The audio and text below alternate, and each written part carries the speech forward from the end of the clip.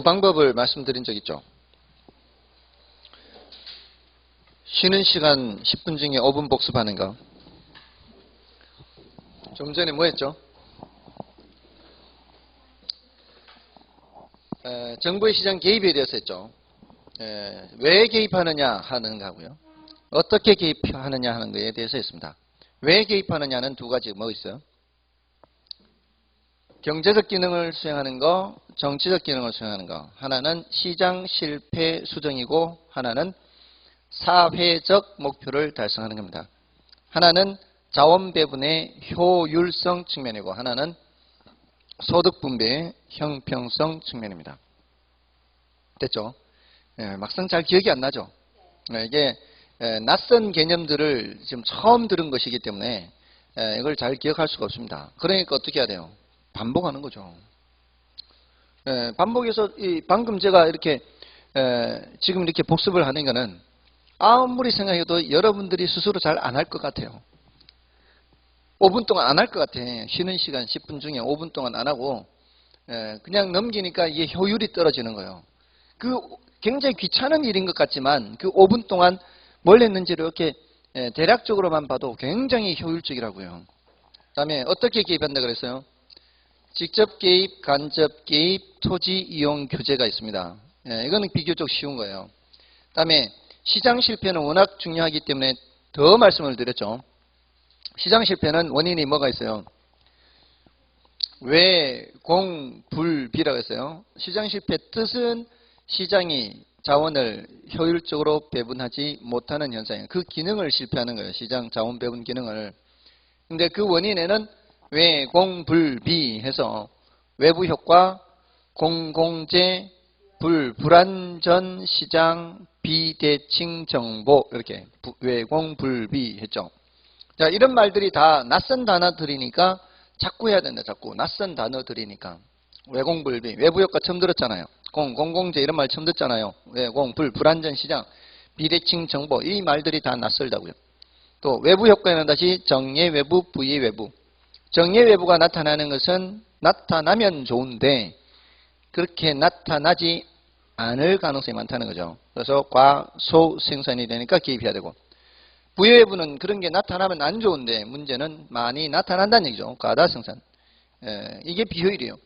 적정한 양만큼 생산돼야 효율인데 과소 생산되거나 과다 생산된다는 게 자원을 효율적으로 사용하지 못한다는 뜻입니다. 그러니까 정부의 개입이 필요한 거죠. 과다 생산이 딱 하나밖에 없고요. 나머지는 다 과소 생산이에요. 그래서 정부가 보조를 하든가 규제를 하든가 정부가 직접 생산을 하든가 또는 뭐 독과점을 규제하든가 정보 유통을 원활하게 하게 한다든가 이렇게 하는 게 정부의 개입이 되는 겁니다. 그리고 정부가 개입하더라도 반드시 효율성이 개선되느냐? 그것은 아니다. 정부 실패가 나타날 수 있다.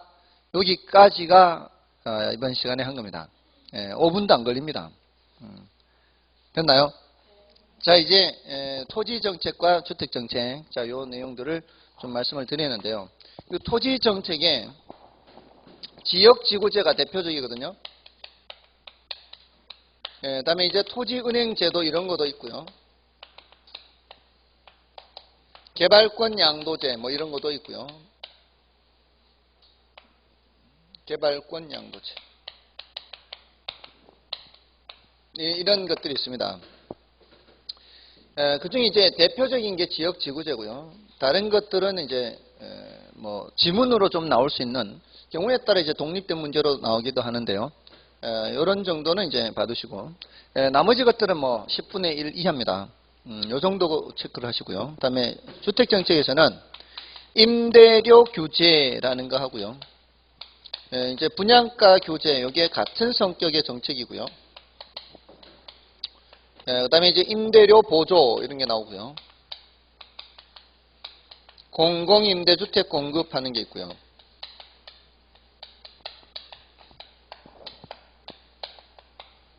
그다음에 조세 귀착에 해당하는 내용이 있습니다. 자, 이렇게 주택정책의 내용들이에요. 그래서 오늘은 이제 간략간략하게 어떤 내용들인지 이제 설명을 드리고 구체적인 자세한 내용들은 이제 차츰차츰 하면 되요.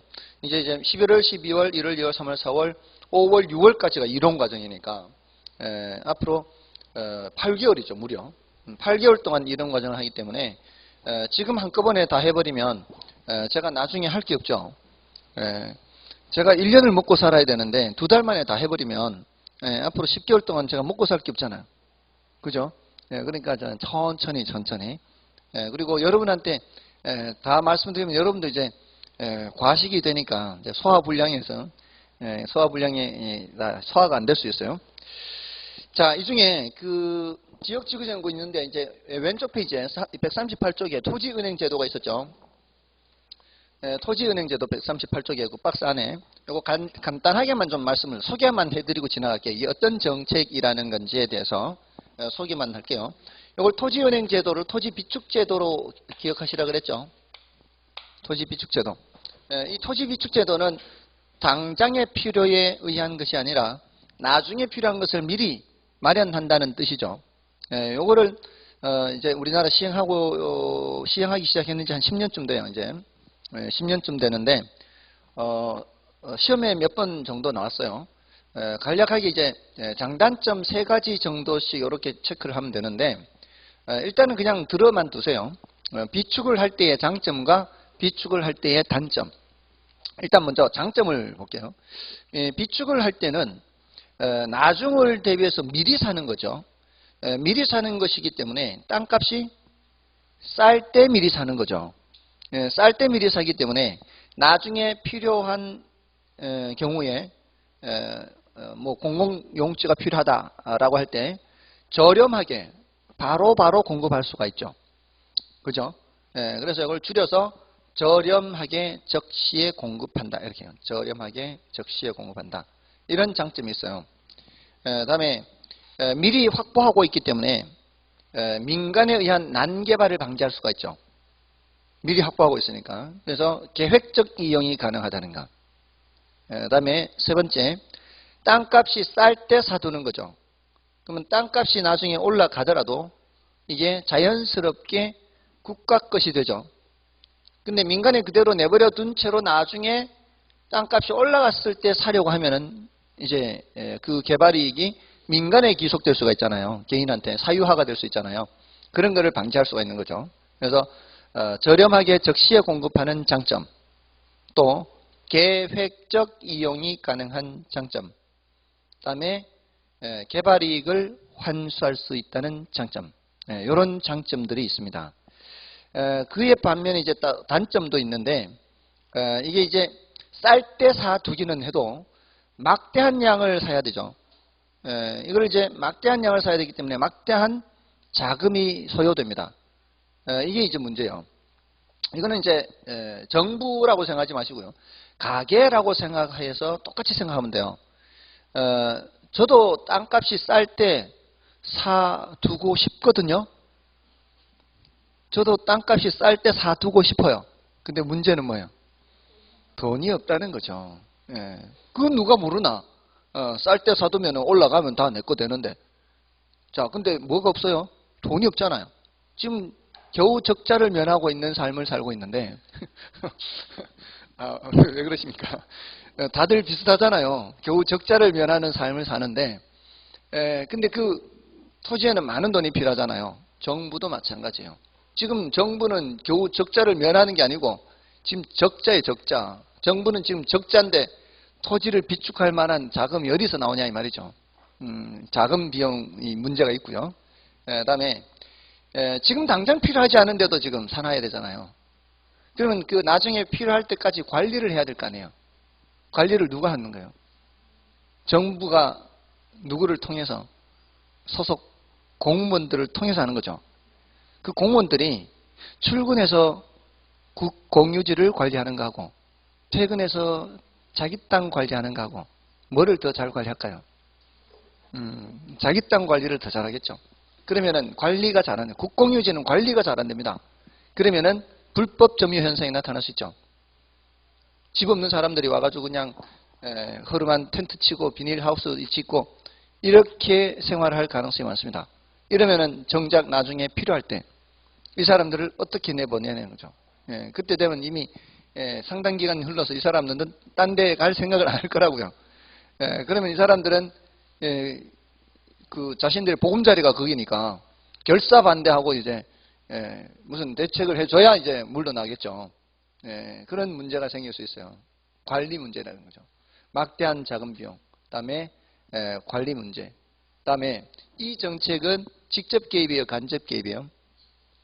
아까 직접 개입이라고 했죠. 수요자로 개입해요, 공급자로 개입해요? 수요자로 개입하죠. 큰 손이에요, 작은 손이에요? 큰 손이죠. 시장이라는 무대에 엄청나게 큰 손이 지금 수요자로 등장해요. 어떻게 되겠어요? 사려는 사람이 많이 등장하는 거하고 똑같은 거예요. 어떻게 돼요? 가격이. 멀쩡하던 시장을 투기 시장으로 바꿔놓을 수 있어요. 정부가 투기를 조장할 수 있어요. 그럴 수 있죠. 이런 단점들이 있어요. 자연스럽게 생각을 할 수가 있어요. 그래서 단점, 장점 그렇게 좀 소개를 했고요. 다음에 이제 지역지구제를 좀 이제 말씀을 드리면, 이 지역지구제는 용도지역, 용도지구, 용도구역 그걸 이제 줄여서 지역지구제 이렇게 얘기를 해요. 공법에서는 용도지역, 용도지구, 용도구역 하면은 이제 도간, 농자 나누고 도시지역을 또 주상, 공록 이렇게 나누고 또 이렇게 자꾸 세분하고 난 후에 여기는 건폐율이 몇 프로, 용적률이 몇 프로 이런 거 공부하는 거예요. 이 법 규정을 공부하는 건데, 여기서는 결론에서는 이제 경제적 측면을 주로 살펴봐요. 경제적인 분석.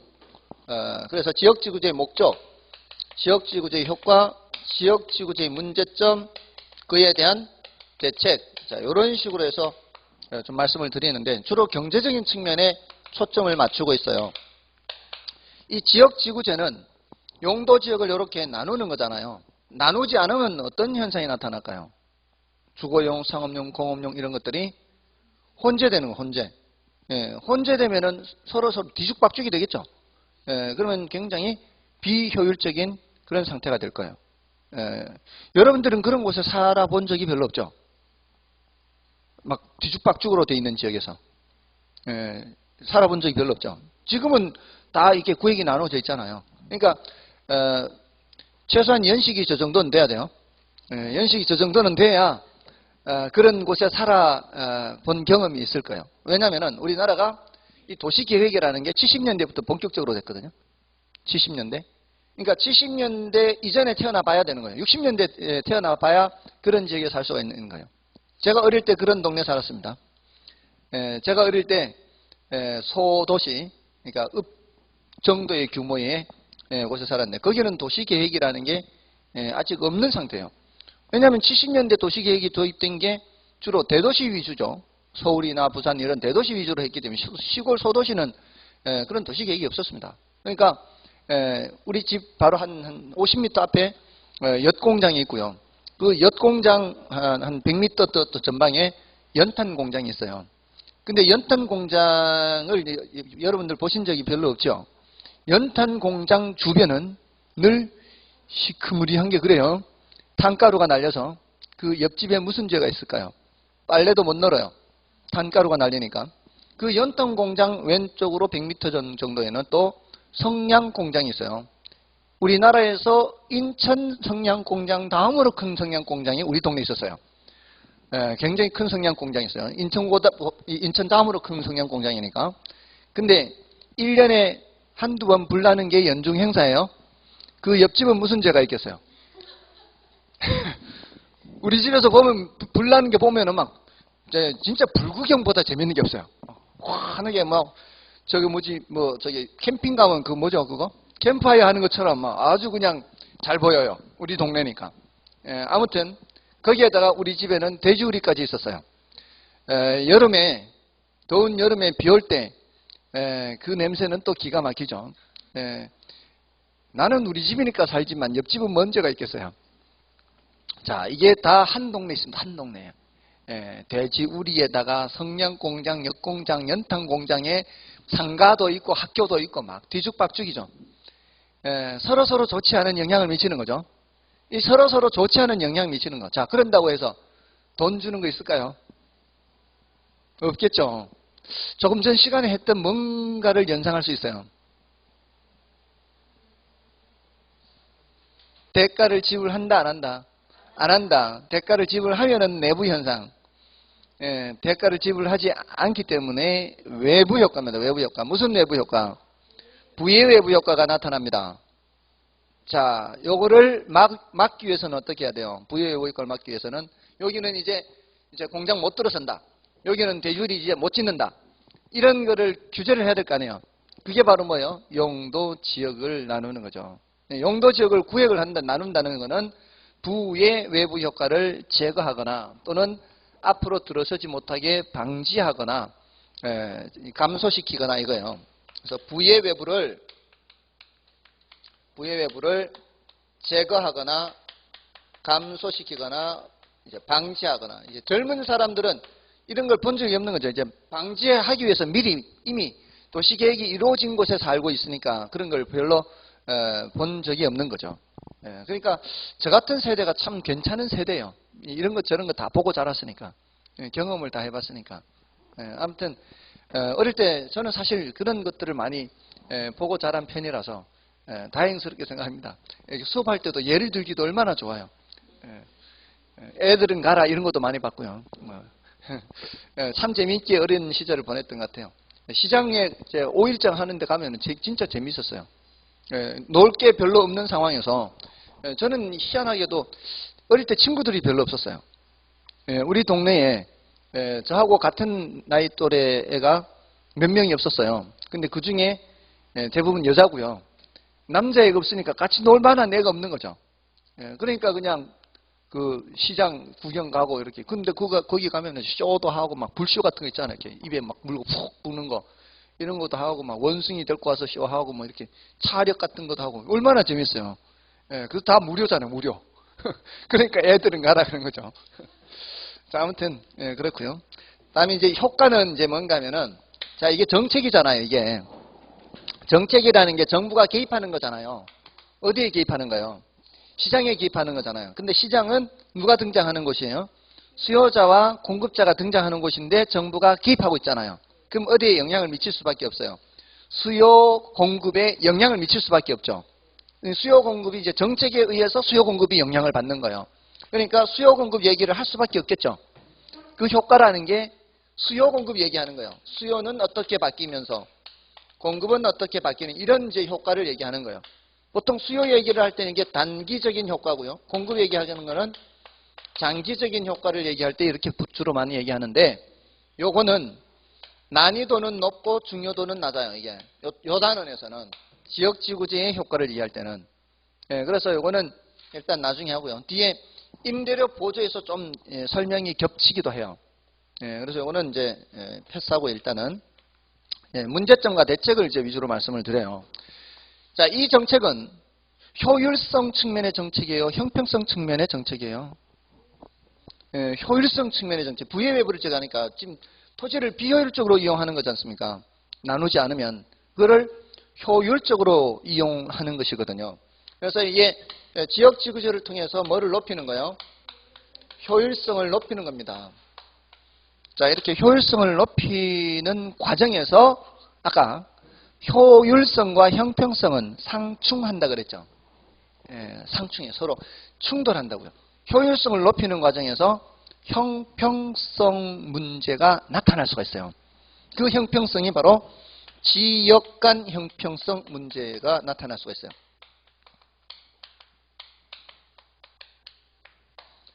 자, 이게 무슨 소리냐면, 자, 보세요. 여긴 주거지역, 여긴 상업지역, 공업지역. 그나마 여기는 개발이 되는 곳이죠. 개발이 되는 곳이에요. 근데 개발 제한 구역이라는 게 있다 그랬죠. 개발 제한 구역은 도시가 무질서하게 외곽으로 확산되는 것을 막기 위해서 그린벨트로 이렇게 묶어버린 거죠. 그린벨트로 이렇게 묶어서 더 이상 확산되지 못하게 하는 거잖아요. 자, 그러면 그 그린벨트가 지정된 지역 내 토지 소유자들은 재산상 침해를 받는 거죠. 누구를 위해서 그렇게 하는 거예요?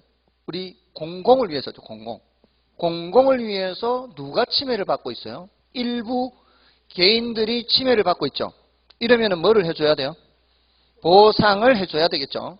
근데 보상 규정이 없습니다. 보상 규정이 없어요. 보상 규정이 있는 것은 강제로 취득하거나 남의 국민의 재산을 강제로 사용하는 경우에만 그 사용료라든가 그 보상금이 있어요. 그 외에는 그렇게 제한하는 경우에는 보상 규정이 없습니다. 자, 이게 문제가 되는 거죠. 헌법에서 국민의 재산권을 수용, 사용, 이제 강제 수용, 강제 사용이라는 뜻이에요. 헌법에서 말하는 수용, 사용은 강제 수용, 강제 사용, 제한하는 경우에는 법률에 의하여야 하며, 제한할 수 있다고 해놨어요. 법률에 대신 법률로 제한을 하거나 법률로 사용하거나 법률에 의해서 수용하거나 하며 정당한 보상을 해야 한다 돼 있거든요. 근데 정당한 보상을 해야 되는 데까지는 돼 있는데 실제 보상 규정은 사용까지만 돼 있어요. 사용까지만. 제한하는 경우 보상 규정이 없어요. 자, 그래서 이것 때문에 위헌 아니냐. 이런 이제 많은 이제 그 헌법 소원도 내고 토지 소유자들이 행정 소송도 내고 막 했거든요. 근데 제한하는 경우에는 위헌은 아니다. 보상 규정이 없어도 이렇게 헌법재판소에서 판결을 내렸어요. 그렇게 판결을 내린 이유는 현실적으로 전국적으로 개발 제한 구역이 굉장히 많죠. 그리고 개발 제한 구역만 제한이 되는 게 아니고요. 상수원 보호구역, 군사시설 보호구역, 문화재 보호구역, 고도 제한지구, 자, 이런 것들은 다 개발이 제한되죠. 이런 것들은 다 개발 제한됩니다. 자, 그러니까 이 많은 개발이 제한되는 지역 내 토지 소유자한테 모두 다 보상하기는 어렵잖아요. 그러니까 현실적으로 재정이 지금 감당이 안 되니까 이게 위헌은 아니다 이렇게 한 거거든요. 그러니까 개발 제한구역에 지정된 그 지역 내 토지 소유자들은 공익을 위해서 자기들이 희생되는 거죠. 그러니까 거기에 대한 대책이 필요할 거란 얘기죠. 가장 확실한 대책이 뭐예요? 보상 규정을 두면 되는데 그럼 이제 자금이 감당이 안 돼요. 그래서 나온 얘기가 개발권 양도제 하는 거예요. 개발권 양도제, TDR 하는 거예요. 자, 이게 이제 개발권 양도제 여기 있죠. 그러니까 토지 정책이 이제 이런 것들이 나오는데 이게 뭔 소리냐면은 개발권 양도제. 자, 이게 여기가 개발이 제한 가능한 지역이고 여기가 개발이 제한됐어요. 여기다 할까요? 개발이 가능한 지역과 개발이 제한된 지역. 개발이 이제 가능한 지역은 이렇게 이제 건물을 지을 수가 있죠. 건물을 지을 수가 있어요. 여기까지 지을 수 있어요. 자, 근데 여기는 못 짓잖아요. 못 짓는 곳은 대신에 이렇게 이게 이렇게 지을 수 있도록 권리를 주자는 거죠. 뭐를 준다고요? 여기에 개발권을 준 거예요. 개발권. 권리를 줬어요. 근데 여기다 짓지를 못해요. 권리는 갖고 있는데 여기에 짓지는 못하고 다른 곳에 땅을 사면은 거기에 옮겨서 사용하거나 아니면은 이 사람들은 여기까지만 지을 수 있어요. 한 층을 더 지으려면 한 층 더 지을 수 있는 권리를 이 사람한테 가서 사가지고 와야 돼요. 그래서 개발권을 양도할 수 있게 하는 거예요. 이 사람들이 이쪽으로 개발권을 양도하면은 이 사람은 그 대가를 지불해야 되겠죠. 자, 이 과정에서 보상받는 효과를 얻을 수 있게 하는 거죠. 괜찮나요? 괜찮죠? 이런 과정에서 정부의 재정 지출이 발생해야 하네요. 정부 재정 지출은 발생이 하지 않으면서 시장에서 이 사람들끼리 거래하는 거예요. 거래. 좀 파세요. 얼마 주면 팔겠다. 이렇게 되는 거죠. 꼭 이렇게 아파트 사고 파는 것처럼 이 권리를 사고 파는 거죠. 이렇게 되면은 이제 정부 재정 지출 없이 보상 효과를 얻을 수 있다는 거죠. 괜찮은 아이디어죠. 괜찮은 아이디어인데 우리나라는 시행하고 있지 않아요. 시행하고 있지 않습니다. 첫 시간에 제가 말씀드렸죠. 우리나라에서 시행하고 있지 않는 것도 공부한다고요. 이거를 이제 시행하기 위해서는 여러 가지 이제 다른 문제들이 있어요. 공시 방법 해서 제가 말씀드렸죠. 공시. 이 뭔가를 드러내 보이는 거. 물적 상태를 드러내 보이는 것은 토지대장이에요. 토지대장. 그리고 권리 상태를 드러내 보이는 것은 등기부예요. 등기부. 그 공시방법이 민법상 공시방법이 등기한다 그랬잖아요. 그 권리 상태를 나타내는 게. 근데 우리나라의 그 지적제도는 나중에 공시법에서 공부할 겁니다. 우리나라의 지적제도는 수평지적제도예요. 수평. 입체적이 아니고 수평적이에요. 그래서 지금 여기에 이 땅 등기부를 뗐을 때 또는 토지 대장을 뗐을 때 몇 층까지 권리가 있는데 어디에서 권리를 한 층 더 사왔다 이런 표시가 안 된다고요. 제도적으로 지금. 그러면 이 땅 찾아가서 등기부를 떼거나 토지 대장을 뗐을 때는 권리가 총 4층까지 있는데 그 중에 한 층을 다른 데로 팔았다 이런 표시를 해야 되는데 이런 표시를 할 수 없는 구조라고 현재. 그러니까 지적 제도를 싹 바꿔야 돼요. 그러니까 이것만 도입해서 될 일이 아니고 지적 제도 자체를 완전히 뜯어 바꿔야 돼요. 이게 엄청난 비용이 발생한다는 거죠. 이렇게 제도를 다시 바꾸는데 비용도 많이 발생하고요. 시간도 많이 걸리고요. 그래서 현실적으로 좀 어려운 거죠. 근데 이제 여전히 치매는 받고 있기 때문에 이게 시험에는 나오는 거죠. 시험에는. 제도를 시행은 하고 있지 않아도 시험은 나오는 겁니다. 됐죠? 자, 이런 지역 간 형평성 문제가 있고 또 뭔 문제가 있는가 하면 경직성 문제가 있어요. 이 경직성 문제는 어떤 상황 변화에 따라 신축적으로 할 수 없는 그런 문제가 경직성 문제예요. 공법은 언제부터 하는 거죠? 12월부터 하나요? 이제 공법에서 이제 그 공부를 하실 텐데요. 이 지역지구제라는 것은 이제 공법에서 국토의 계획 및 이용에 관한 법률이라는 게 있어요. 그 국토의 계획 및 이용에 관한 법률상 이제 우리나라 어떤 그 개발하는 그 단계를 이제 국토 종합 계획을 세워서 하는 거예요. 국토 종합 계획이 있고요. 그다음에 광역 도시 계획이 있고요. 도시 기본 계획이 있고요. 도시 관리 계획이 있고요. 이렇게 하면서 구체적으로 이렇게 더 이제 내려가거든요. 근데 그 도시 관리 계획이라고 하는 게 이제 마지막 그 구체적인 계획인데 물론 더 세부적으로 들어가면 더 내용이 있어요. 근데 그 도시 관리 계획 안에 이 용도 지역, 용도 지구, 용도 구역 이런 것들을 지정 또는 변경하게끔 돼 있어요. 도시 관리 계획 안에. 근데 그 도시 관리 계획이라고 하는 것은 5년마다 타당성 검토를 해요. 5년마다. 자, 그러니까 원래 만약에 도시 계획을 수립하잖아요. 그러면 5년 후에 타당성 검토를 하거든요. 근데 원래 도시 계획을 수립할 때는 계획이라는 것은 미래를 보고 세우는 거 아니에요. 근데 한 2년쯤 지났을 때 봤을 때 원래 처음에 생각했던 모습과 2년 뒤에 모습이 처음에 계획했던 모습이 안 될 수 있죠. 그렇지 않나요? 여러분들은 계획 세우면 그대로 다 하나요? 그러니까 원래 계획과 달라질 수 있잖아요. 그러면은 제일 좋은 방법은 그 발견을 했을 때 원래 모습과 달라졌다는 걸 발견을 했을 때 신속하게 수정을 하면은 제일 좋잖아요. 그게 신축적으로 이렇게 적용을 하는 거잖아요. 근데 도시관리계획은 타당성 검토를 5년마다 한단 말이에요.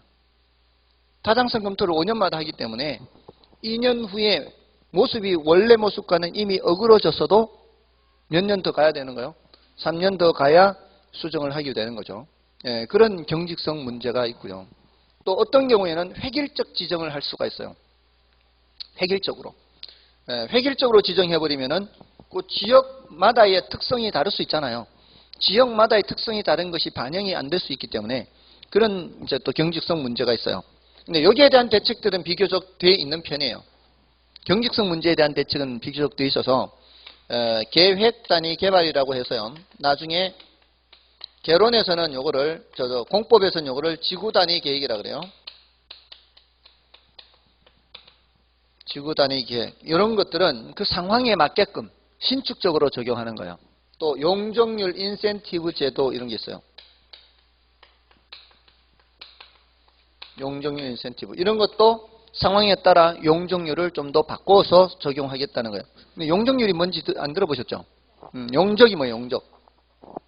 용적을. 순우리말로. 용적은 한자어고 용적을 순우리말로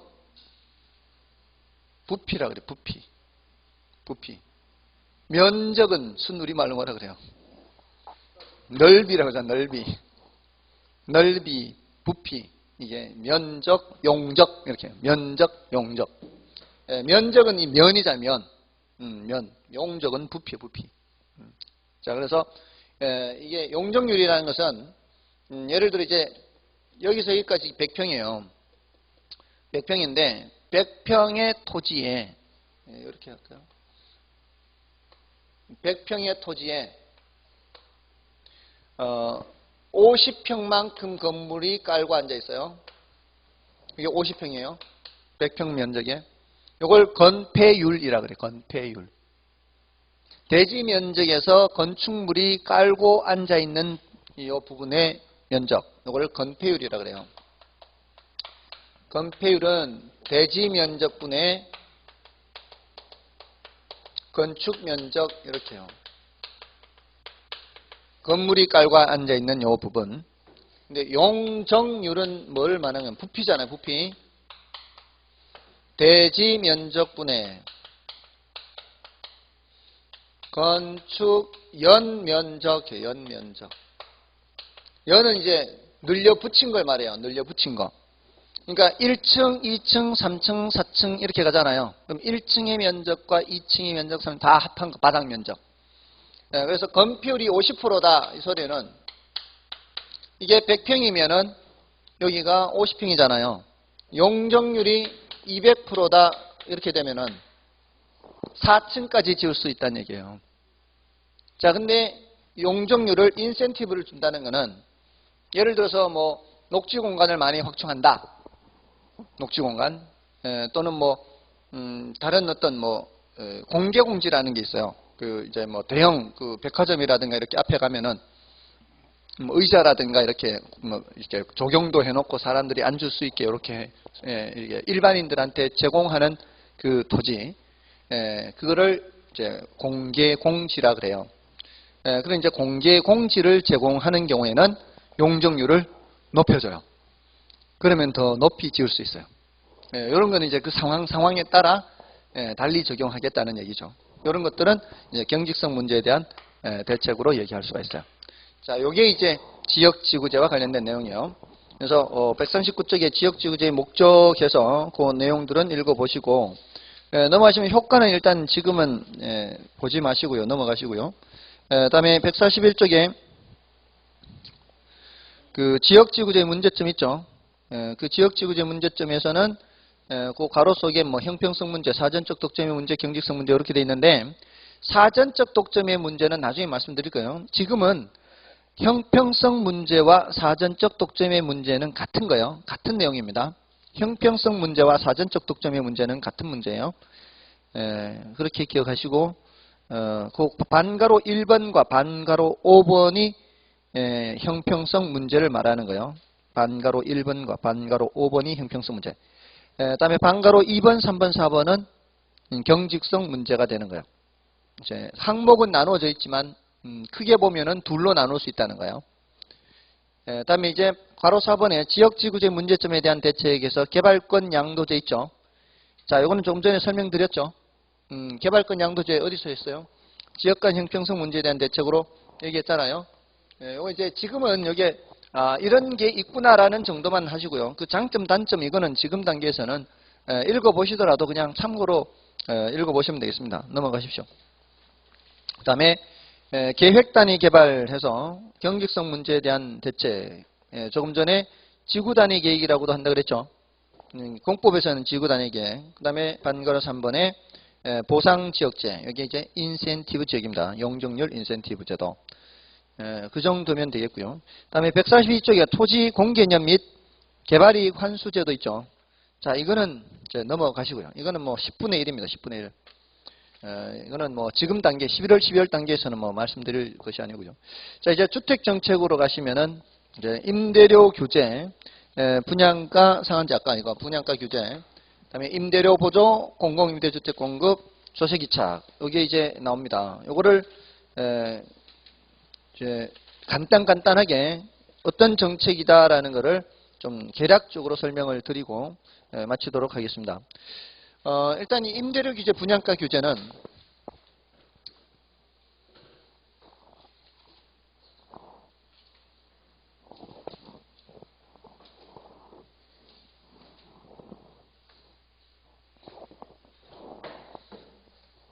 자, 이거 임대료 규제는 이게 이제 가장 중요해요. 이게 이제 거의 해마다 출제된다고 보면 돼요. 얘는 다음으로는 이제 요놈하고 요놈인데, 그래도 조세 기책 약간은 더 이제 많이 나오는 편이고요. 상대적으로 공공임대주택 공급이 좀 덜 나오는 편이에요. 먼저 이제 임대료 규제는 이건 이제 분양가 규제 이렇게도 할 수 있고요. 이거는 성격이 똑같아서 이렇게 이제 같이 설명드리는 거예요. 일단 임대료 규제는 시장의 임대료가 어떻기 때문에 규제하는 거예요? 시장의 임대료가 너무 높으니까 규제하는 거죠. 이 너무 높으니까 서민들이 살기에는 좀 벅차다 이렇게 보는 거죠. 정부가 판단하기에. 예를 들어서 10평짜리 이제 원룸을 사는 이제 저소득층 임차인이 1년에 500만 원을 내요. 10평에 1년에 500만 원 원룸에. 자, 근데 정부가 봤을 때는 이게 너무 부담스럽다고 본 거죠. 그러니까 임대료를 400만 원으로 규제하는 거죠. 그러니까 10평에 500이니까 한 평당은 50만 원이죠. 10평에 500이니까. 그러면 이제 한 평당 50, 평당 50만 원이 비싸다고 보니까 한 평당 40만 원으로 규제를 하는 거죠. 그러니까 이제 규제대로만 시행되게 되면은 10평짜리 살던 집의 그 임차인은 400만 원만 내면 되는 거죠. 자, 이렇게 규제를 하게 되면은 나타나는 효과를 대답을 해야 돼요. 효과. 이 효과는 아까 지웠죠. 효과는 주로 뭔 얘기한다고요? 수요 공급 얘기를 해요. 수요 공급.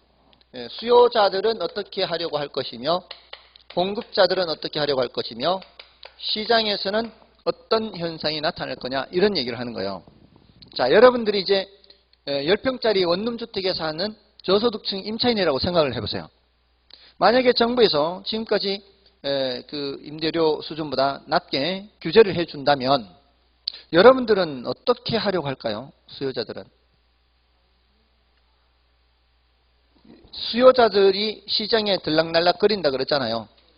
제가 지금 질문하는 거는 수요자들이 시장에 더 등장하느냐 아니면은 있던 수요자들이 빠져나가느냐 이걸 질문하는 거예요. 수요 공급을 얘기하자는 거는 더 많이 오겠죠. 10평짜리 살던 사람은 12평짜리 뭐 방 2칸 거실 겸 주방 해서 이렇게 둘 있는 걸로 가려고 하거나 12평짜리 살던 사람은 뭐 한 15평짜리 집으로 가려고 하거나 그래도 자신의 지출은 별 차이가 없죠. 뭐 500만 원 내던 사람이 10평에 500인데 12평 살아도 이제 480이고요. 12평에 살던 사람은 지금까지 평당 50이니까 평당 50이면 12평이면 600을 냈었죠. 600을 냈는데 이제는 15평이라도 600이면 되니까 중개사무소에 더 넓은 집을 알아보러 오는 사람들이 많겠죠. 그게 바로 뭐라고요? 수요가 증가하는 거죠. 자, 수요가 증가하는데 자, 공급자 입장에서 생각해보세요. 임대인 입장에서.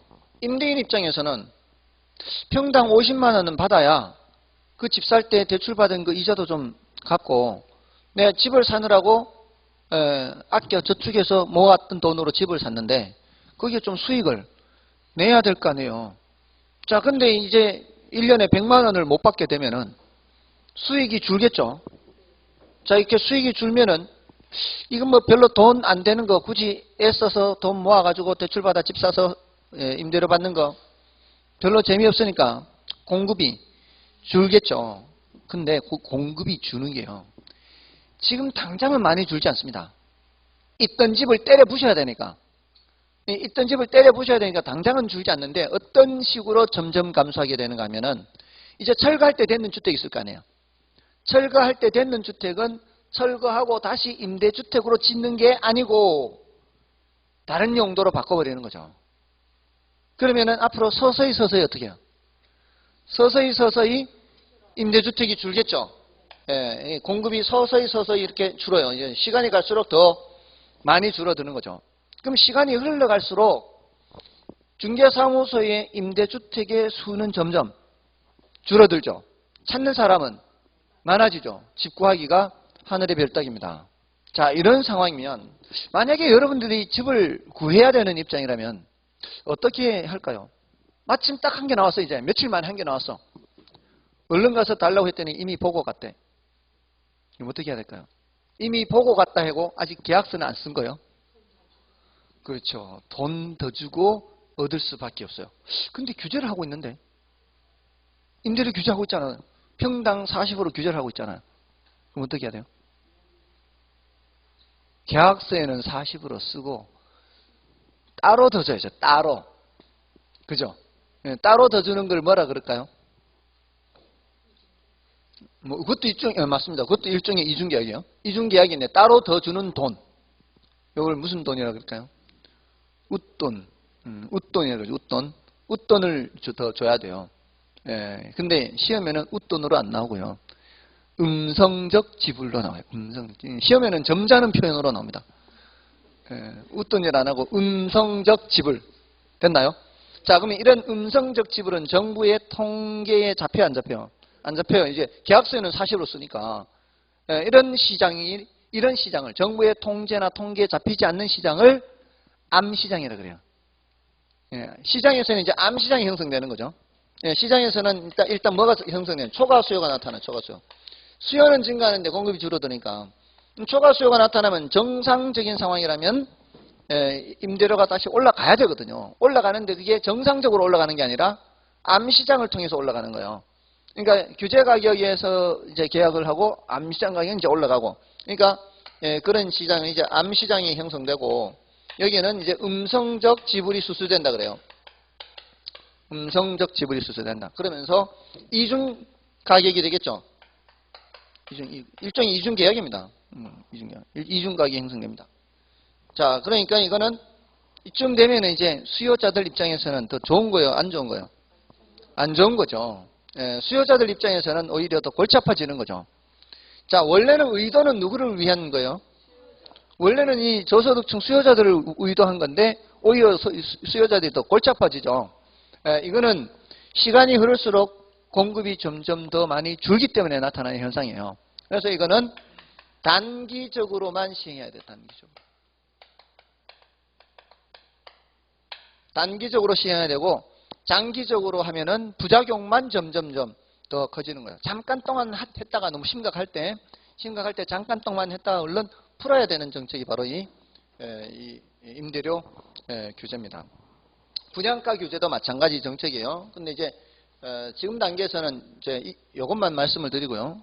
분양가 규제는 이제 분양시장이고, 임대료 규제는 임대시장이고, 그 차이만 있고요. 성격은 똑같아요. 자, 이런 걸 이제 공부를 하고요. 그다음에 이제 임대료 보조는 시장 임대료가 어떻기 때문에 저것도 시장 임대료가 어떻기 때문에 보조하는 거예요? 너무 비싸서 이제 살기가 벅차니까 이제 보조를 해주는 거죠. 그러면 이제 그 돈하고 이제 자기 돈하고 합쳐서 좀 이제 넓은 평수를 찾든가 뭐 이렇게 하는 것이 이제 임대료 보조예요. 요거는 이제 간접 개입이라 그랬잖아요. 자, 요것도 마찬가지 보조를 했을 때 나타나는 또 효과를 봐야 돼요, 효과. 요것도 뭐예요? 수요 공급을 봐요, 수요 공급을. 자, 저소득층 임차인들한테 다 이제 얼마씩 보태주거나 이렇게 보조를 해주면 이 사람들이 보조받아서 또 어떻게 할까요? 더 넓은 집으로 이제 가겠죠. 임대료를 보조받는데 집을 사지는 못해요. 그 정도로 보조해 주진 않아요. 그러니까 조금 더 넓은 평수로 갈 수 있게끔 이렇게 보조를 해주는 거죠. 그래도 그게 바로 뭐라고 할 수 있는 거예요? 수요가 증가한다라고 하는 거예요. 평수가 더 큰 데로 가는 것도. 그래서 수요가 증가를 합니다. 수요가 증가하면 이제 많은 사람들이 집을 알아보러 다니겠죠.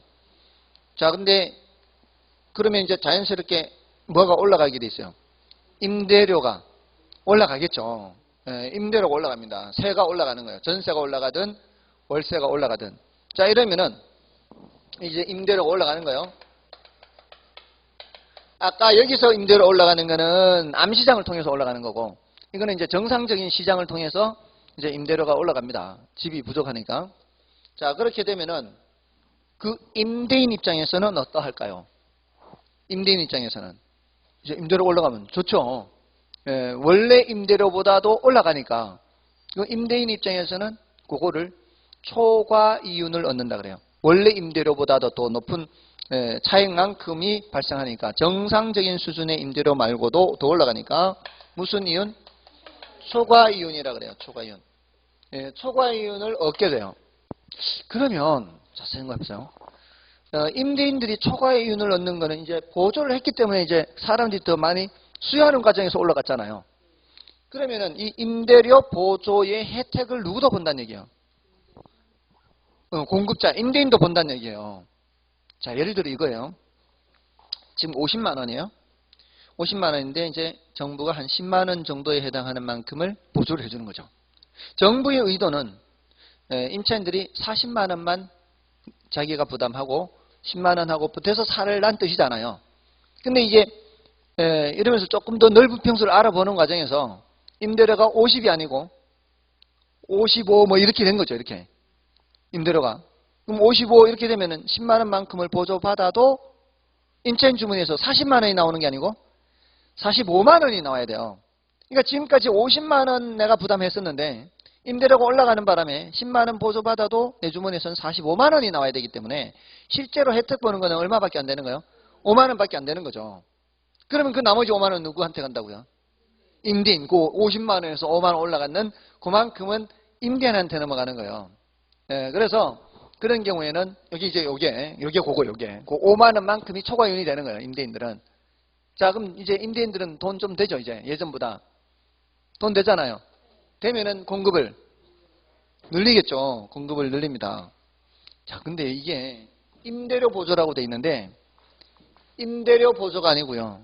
모든 보조는 다 똑같아요. 구조가. 모든 보조가. 여기 육아 보조도 마찬가지예요. 육아 보조. 애들 왜 유치원에 맡기면 그 정부에서 얼마씩 내주잖아요. 다 내주는 거 아니고 한 30만 원 내주나요? 애가 없어서 몰라요. 애가 없어서 다 이제 적당한 연령대. 연령별로 제일 근접한 분이 계시는가 보네.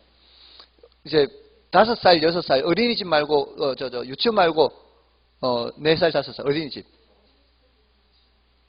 돼요? 그럼 어린이집은 얼마 정도예요?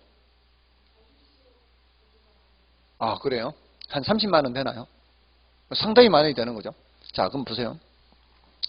지금까지 맡기지 않던 사람도 맡길 가능성이 많아요. 보조를 받으면. 그러지 않겠어요? 그럼 지금까지 안 맡기던 사람도 맡기게 되면은 어린이집 입장에서는 돈 되죠. 돈 되니까 어린이집이 더 많이 늘어나죠. 증가하는 겁니다. 그래서 어린이집 사실 많이 생기거든요. 새로. 공급이 증가하는 거죠. 공급이 증가하면은 어떻게? 공급이 증가하면은 가격은 또 떨어져요. 공급이 많아지면은 이제 여기서는 이제 그 똑같은 수준의 서비스라고 봐야 되거든요.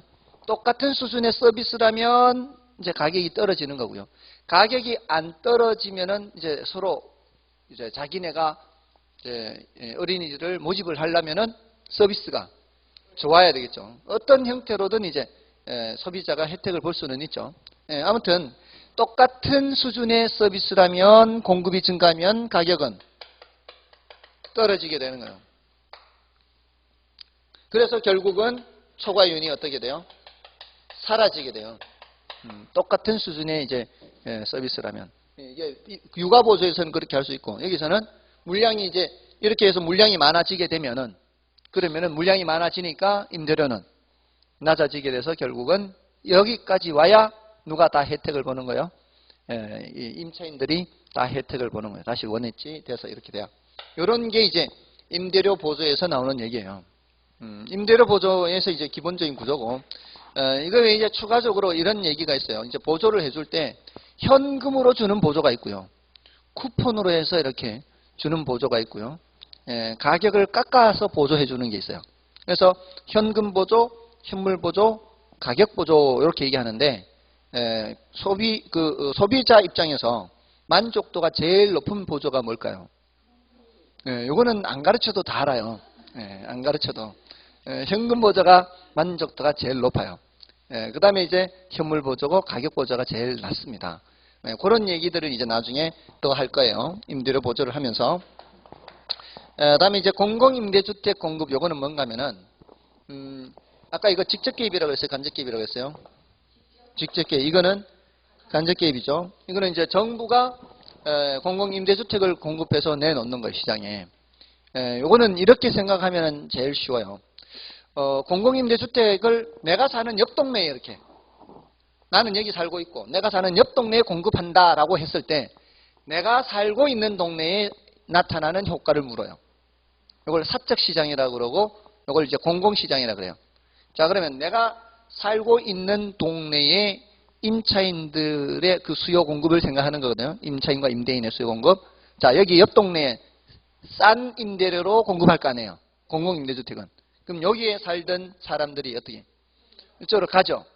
그러면은 여기 빈집들이 많아지면서 여기 임대료가 어떻게 되겠어요? 내려가겠죠.